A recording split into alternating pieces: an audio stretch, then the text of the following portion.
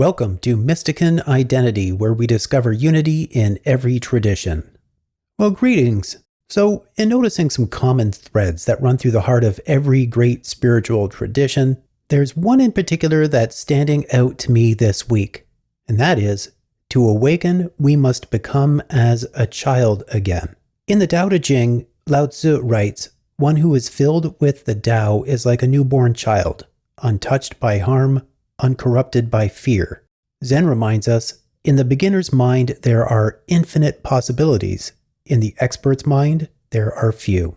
The Upanishads teach us that only when we let go of clinging to knowledge do we glimpse the real. When we admit we do not know, we finally begin to see. Indigenous wisdom calls us back to wonder, to greet life, spirit, and the earth itself with the reverence and humility of the little ones. In the Bible, Christ says, "Truly I tell you, unless you change and become like little children, you will never enter the kingdom of heaven."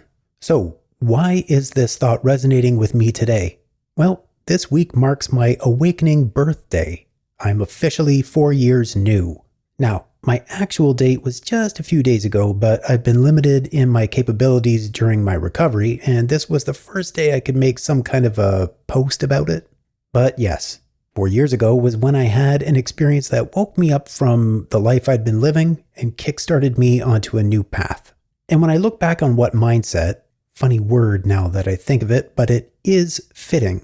The mindset that I took on to embark on this exciting journey, it actually makes a lot of sense why different traditions compare the embracing of the divine, the beloved, to becoming like a child again or even being born again. One could even switch this up to a technical metaphor, and it would be like saying you have to wipe out your hard drive completely and load up a new operating system. I personally like that comparison because anyone who has done this and has firsthand experience of how much more slick the computer runs with all that accumulated background data slowing things down and interfering, being out of the way. So, in what ways is this similar to being like a child again? Well, first, and much like wiping out the hard drive, I had to begin with accepting that I know nothing, or very little actually, and scrapping all that I thought I knew meant that I could start fresh for the divine to work with, to write on. And this meant trusting, which is the next step. Like a child that fully entrusts a parent with learning how to function in society, I had to trust what the divine was leading me to learn and apply.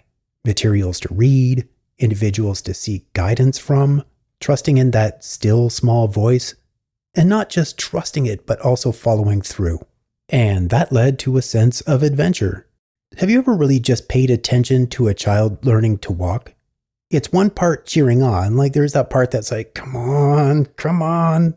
And also, let's be honest, there's also some comedy to it. Seriously, it's comical. But there's a part of being a child which desires to walk, to emulate the grown-ups.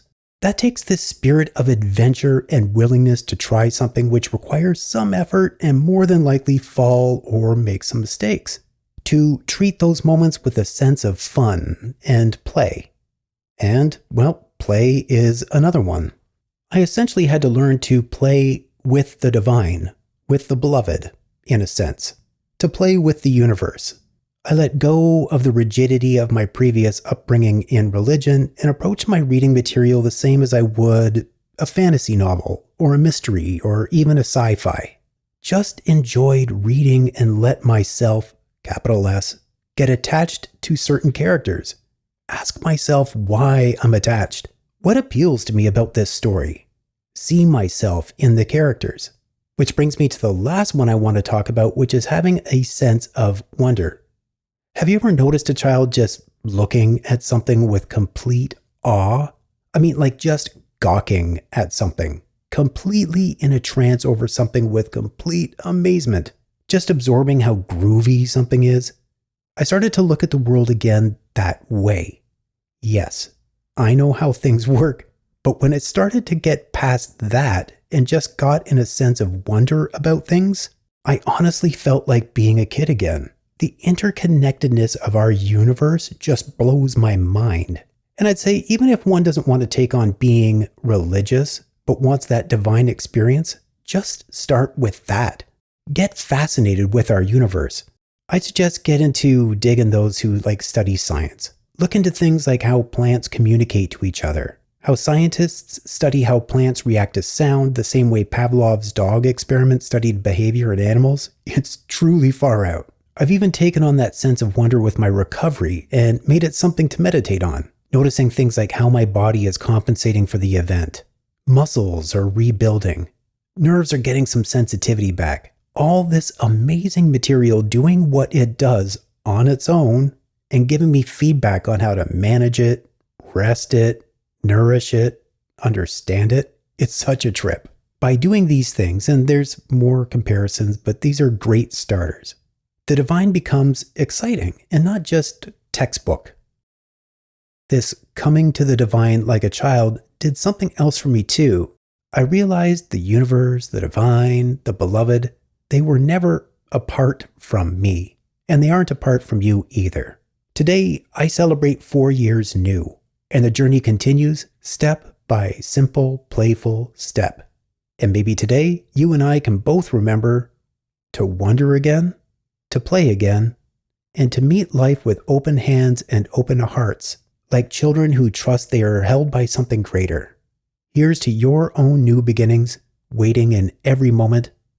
And like always, my fellow seekers, I wish you and your loved ones all the best. Have a wonderful experience. Bye for now.